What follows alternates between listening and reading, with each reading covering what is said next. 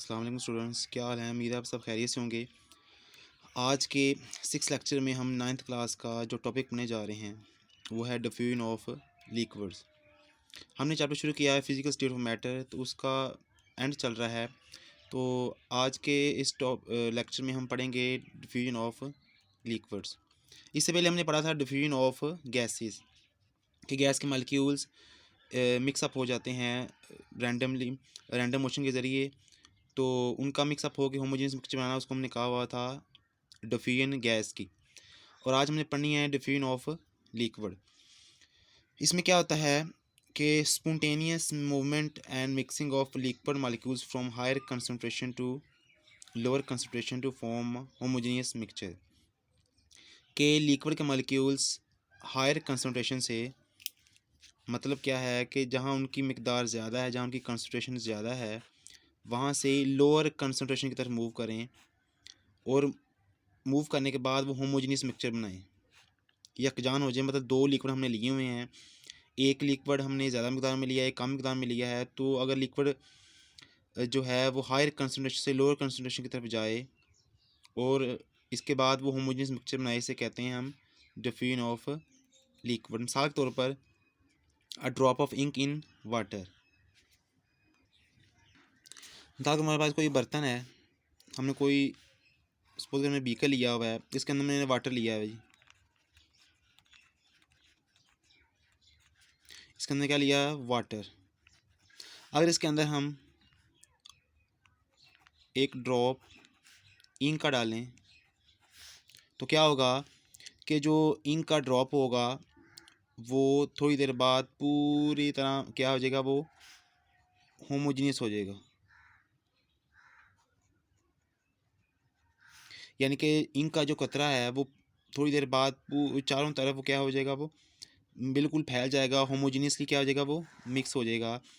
तो इंक के ड्रॉप का चारों तरफ फैल जाना पानी के अंदर और फैल के होमोजीनियस मिक्सचर बना, इसे कहते हैं डिफ्यूजन ऑफ लिक्विड। तो चूँकि इंक भी लिक्विड है, वाटर भी लिक्विड है, तो इंक का जो ड्रॉप है वो पूरी तरह चारों तरफ बीकर में फैल गया है, वाटर के अंदर मिक्स हो गया है, होमोजेनियस मिक्सचर बना दिया है। तो इसे कहते हैं डिफ्यूजन ऑफ लिक्विड। और जो इंक का मॉलिक्यूल है वो हायर कंसंट्रेशन से, मतलब पहले हमने यहाँ गिराया तो यहाँ इसकी कंसंट्रेशन ज़्यादा थी, फिर आस्ते आस्ते चारों तरफ ये फैल गया है, उधर गया जहाँ इसकी कंसंट्रेशन बिल्कुल नहीं है, यानी हायर से लोअर की तरफ गया है। यहाँ इंक की कंसंट्रेशन बिल्कुल नहीं है, यहाँ इंक की कंसंट्रेशन ज़्यादा है, तो यहाँ से इंक पूरी तरफ चारों तरफ फैल गई है और उधर गई है जहाँ इसकी कंसंट्रेशन पहले नहीं है।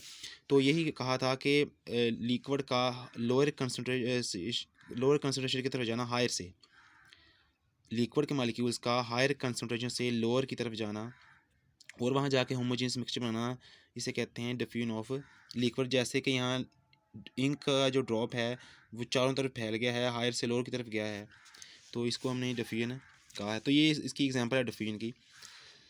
नेक्स्ट हमारे पास यहाँ क्वेश्चन बनता है liquids diffuse slower than gases.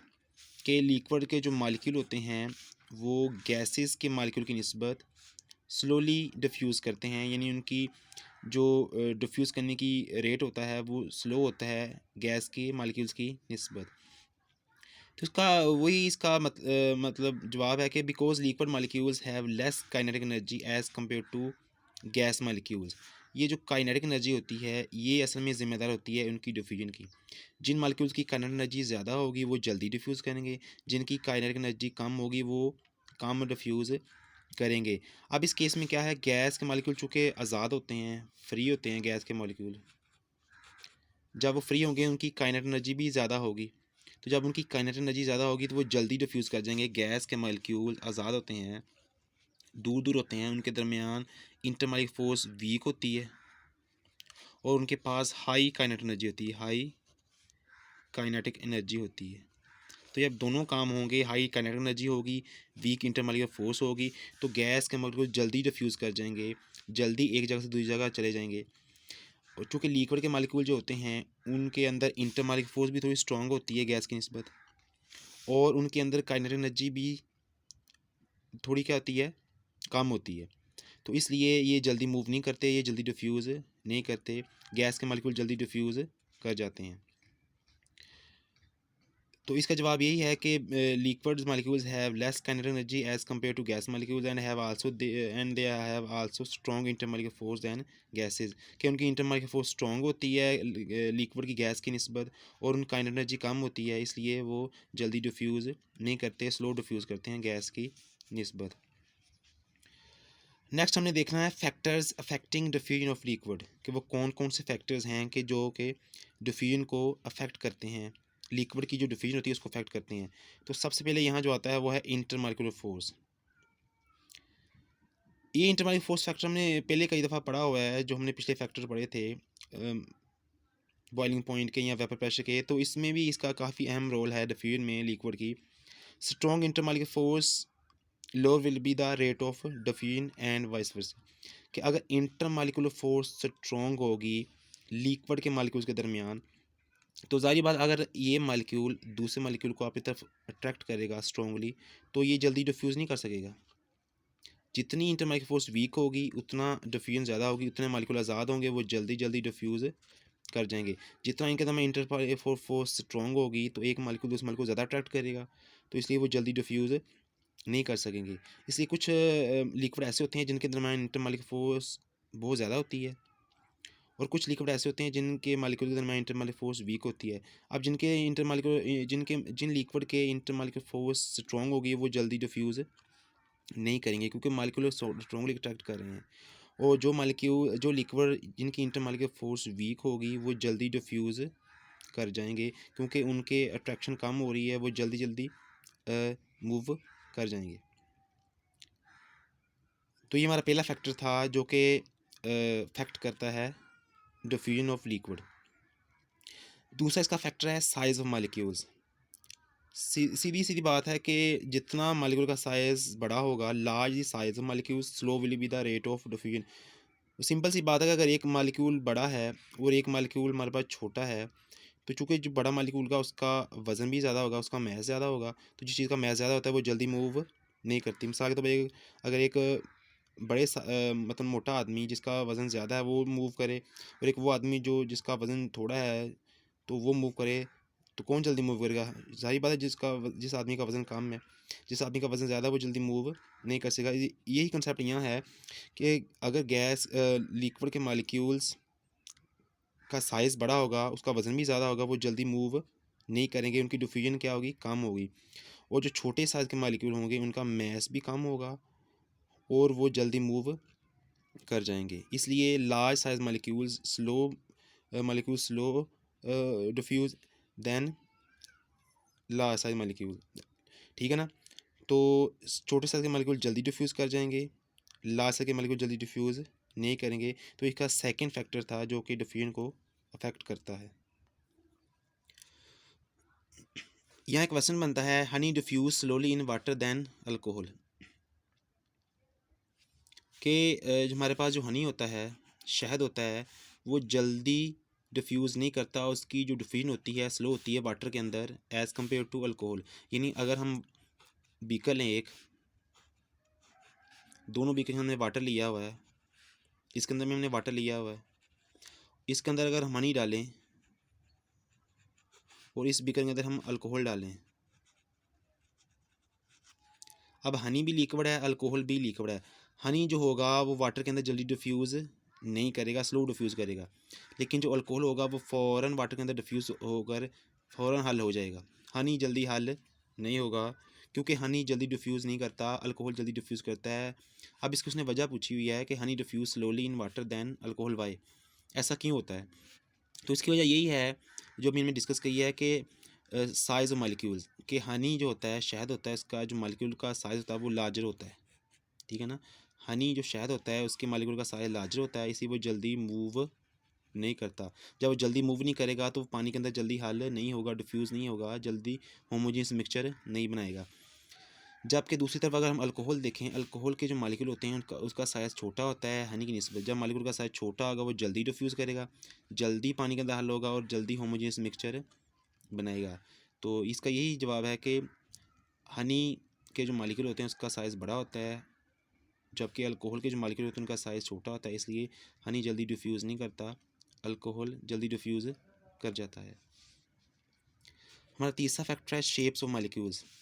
ये भी काफ़ी इंपॉर्टेंट फैक्टर है कि ऐसे मालिक्यूल जिनकी शेप रेगुलर है, मतलब हमारे पास ये अगर गोल शेप वाले मालिक्यूल हैं, रेगुलर शेप है इनकी, और दूसरे हमारे पास मालिक्यूल ऐसे हैं जिनकी शेप इरेगुलर है, मतलब ये हमारे पास मालिक्यूल है, सपोज करें।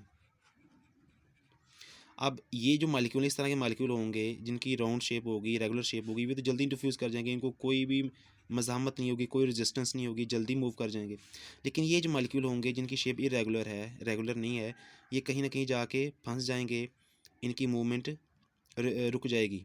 तो ये इनमें रेजिस्टेंस हो जाएगी ना, ये मालिक्यूल एक दूसरे के साथ टकरा कर कहीं ना कहीं रेजिस्ट हो जाएंगे, फंस जाएंगे, कहीं ना कहीं रुकावट बन जाएगी, तो ये जल्दी मूव नहीं करेंगे। जबकि ये जो मालिक्यूल हैं, राउंड मालिक्यूल हैं, रेगुलर हैं, ये जल्दी मूव कर जाएंगे। इसलिए इनकी जो मूवमेंट होगी, रेगुलर शेप वाले मालिक्यूल की जो डिफ्यूजन होगी वो ज़्यादा होगी, जल्दी डिफ्यूज़ करेंगे। जबकि जो इरेगुलर शेप वाले मालिक्यूल हैं जिनकी शेप रेगुलर नहीं है, तो ये जल्दी डिफ्यूज़ नहीं करेंगे। तो यही बात यहाँ लिखी हुई है, regular shape molecules diffuse faster than irregular shape molecules. और आखिरी हमारा फैक्टर है जो कि डिफ्यूजन को अफेक्ट करता है लिक्विड की, वो है टेम्परेचर। ये वही सिंपल सी बात है कि जितना टेम्परेचर हाई होगा उतना ही डिफ्यूजन ज़्यादा होगी। देखना मालिक्यूल्स के पास काइनेटिक एनर्जी है जिसकी वजह से वो मूव कर रहे हैं। अगर हम टेम्परेचर बढ़ा देंगे तो मालिक्यूल्स की काइनेटिक एनर्जी बढ़ जाएगी, तो जब उनकी काइनेटिक एनर्जी बढ़ेगी तो उनके दरमियान इंटरमॉलिक फोर्स है वो टूट जाएगी। तो जब उनके दरमियान इंटरमॉलिक फोर्स टूट जाएगी, वो आज़ाद हो जाएंगे, तब वो जल्दी डिफ्यूज़ कर जाएंगे, वो जल्दी मूव कर जाएंगे। तो जितना टेम्परेचर बढ़ाएंगे उतनी मालिक्यूल्स की काइनेटिक एनर्जी बढ़ेगी, जितनी काइनेटिक एनर्जी बढ़ेगी उतनी उनके दम इंटरमॉलिक फोर्स टूट जाएगी, वीक हो जाएगी। तो जब जितनी इंटरमॉलिक फोर्स उनके दम वीक हो जाएगी उतना मालिक्यूल आज़ाद हो जाएंगे, वो जल्दी डिफ्यूज़ कर जाएंगे। इसलिए high the temperature high will be the rate of effusion of liquids.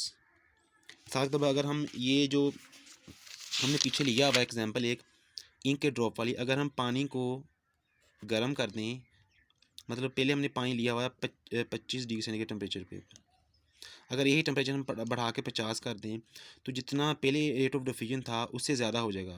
पहले अगर जो ड्रॉप है इनका वो थोड़ी मूव कर रहा था, आहिस्ता आहिस्ता मूव कर रहा था, आहिस्ता आहिस्ता फैल रहा था।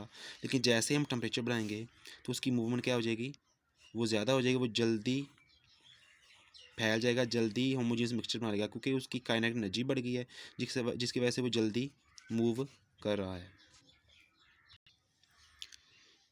तो ये था इसका फैक्टर टेम्परेचर के high the temperature higher will be the rate of fusion. जितना टेम्परेचर ज़्यादा होगा उतना ही रेट ऑफ फ्यूजन ज़्यादा होगा, और जितना टेम्परेचर कम होगा उतना ही मालिक्यूल्स की जो फ्यूजन होगी उसका रेट ऑफ फ्यूजन होगा वो क्या होगा, कम होगा, क्योंकि उसकी काइनेटिक एनर्जी कम होगी। आखिर हमारा टॉपिक है density of liquids. Density of liquid, density क्या होती है, हमने लास्ट टाइम हमने पढ़ा था डेंसिटी ऑफ गैसेज। डेंसिटी का असल में फार्मूला होता है मैस ओवर वॉल्यूम, कि अगर मैस और वॉल्यूम को अगर हम डिवाइड करें, मैस को ऊपर और वॉल्यूम को डिनोमिनेटर में रख के डिवाइड करें, तो हमारे पास क्या आती है, डेंसिटी आती है।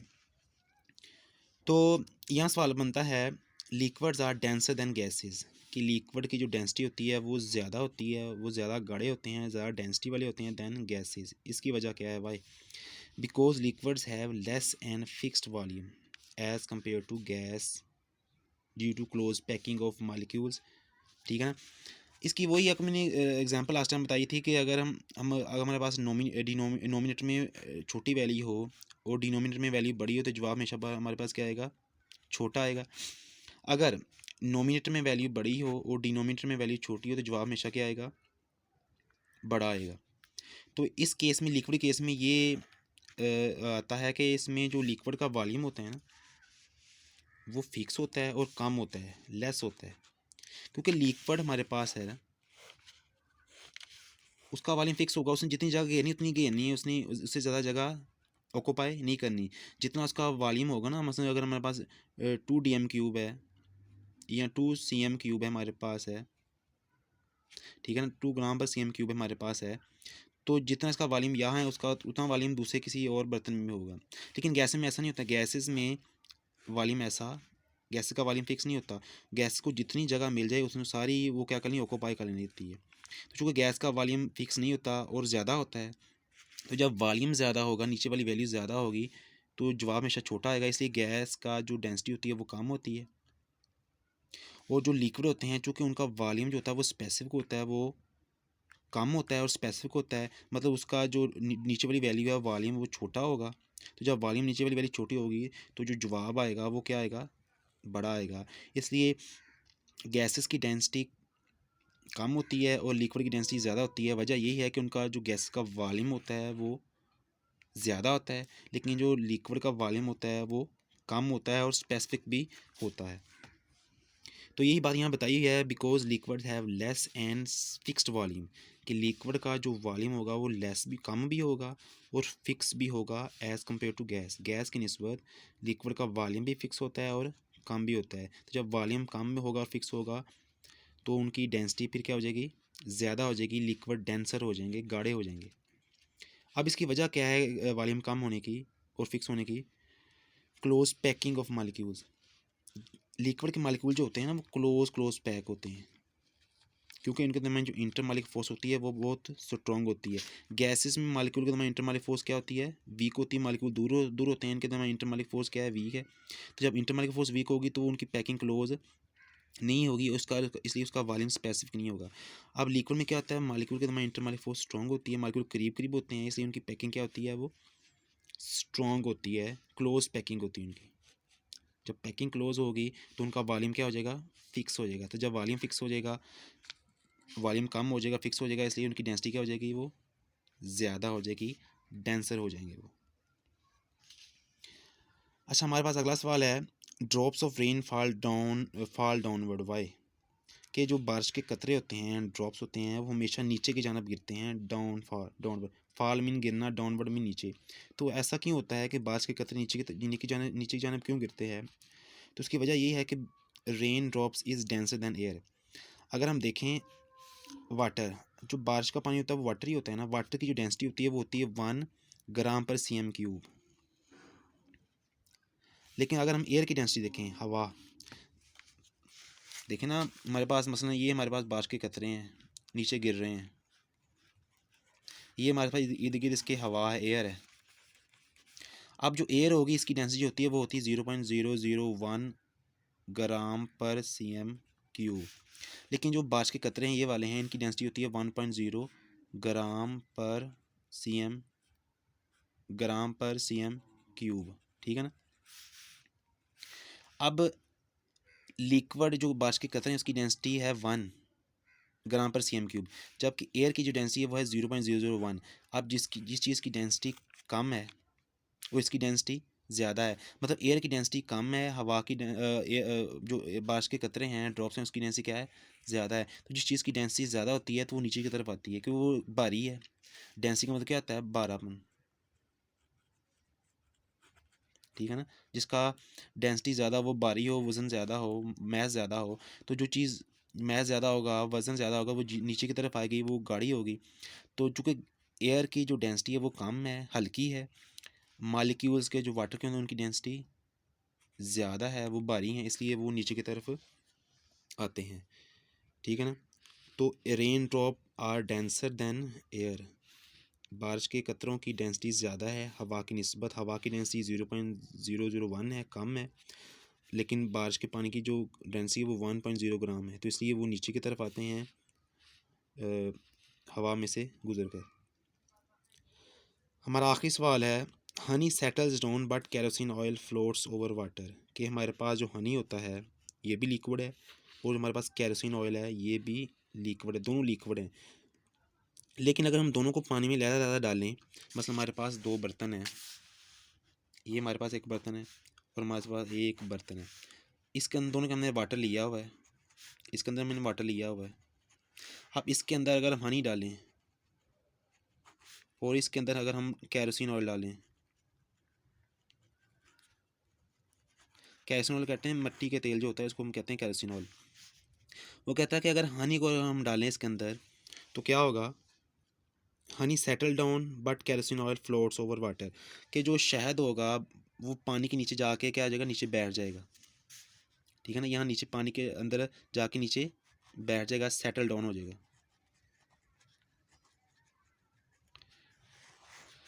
हनी जो वाटर के नीचे जाके सेटल डाउन हो जाएगा, लेकिन जो केरोसिन ऑयल होगा वो क्या करेगा, वो बजाय सेटल डाउन होने के वो ऊपर तैरेगा, पानी के ऊपर फ्लोट करेगा। जिस तरह बर्फ़ नहीं फ्लोट करती पानी के ऊपर, इस तरह केरोसिन ऑयल क्या करेगा, पानी के ऊपर जाके क्या करेगा, फ्लोट करेगा, तैरेगा। अब इसकी वजह क्या है? अब इसकी वजह ये है कि हनी की जो होती है ना, हनी की डेंसिटी ज़्यादा होती है, ज़्यादा होती है हनी की density. Honey is more denser than kerosene oil. Kerosene oil की डेंसिटी क्या होती है, कम होती है। तो जिस चीज़ की डेंसिटी कम होती है वो पानी के ऊपर तैरती है, और जिस चीज़ की डेंसिटी ज़्यादा होती है वो पानी के नीचे जाके सेटल डाउन हो जाएगी। जिस तरह बर्फ़ जो होती है ना, आइस, वो पानी के ऊपर तैरती है। क्यों तैरती है? क्योंकि आइस की डेंसिटी क्या होती है, कम होती है, लो होती है आइस की डेंसिटी, ठीक है ना। लेकिन पानी की डेंसिटी ज़्यादा होती है, इसलिए आइस पानी के ऊपर तैरती है। तो यार कहीं जिस चीज़ की डेंसिटी कम होगी वो हमेशा फ्लोट करेगी वाटर के ऊपर, और जिस चीज़ की डेंसिटी ज़्यादा होगी वाटर से, वो हमेशा क्या करेगी, वाटर के नीचे जाके सेटल डाउन हो जाएगी। अब चूंकि हनी की डेंसिटी वाटर से ज़्यादा है, इसलिए मतलब ये भारी है वाटर से, इसलिए नीचे जाके ये क्या आ जाएगी, सेटल डाउन हो जाएगी। जबकि जो केरोसिन ऑयल है, इसकी डेंसिटी कम होती है, हल्की होती है पानी से, इसलिए ये पानी के ऊपर जाके तैरेगी, नीचे सेटल डाउन नहीं होगी। तो इसका ये जवाब है कि हनी जो होता है वो उसकी डेंसिटी ज़्यादा है पानी से, इसलिए वो नीचे जाके सेटल डाउन हो जाता है। जबकि जो केरोसिन ऑयल है इसकी डेंसिटी कम है, पानी से हल्का है, इसलिए पानी के ऊपर ये फ्लोट करता है। तो आज के टॉपिक में लेक्चर में हमने पढ़ा है कि लिक्विड की डेंसिटी क्या होती है और उसके कौन कौन से फैक्टर हैं जो उसको अफेक्ट करते हैं, और लास्ट में हमने पढ़ा है डेंसिटी ऑफ लिक्विड। उम्मीद है आपको ये वीडियो पसंद आएगी। इंशाल्लाह नेक्स्ट वीडियो के साथ हाज़िर होंगे। Okay, good bye, thanks.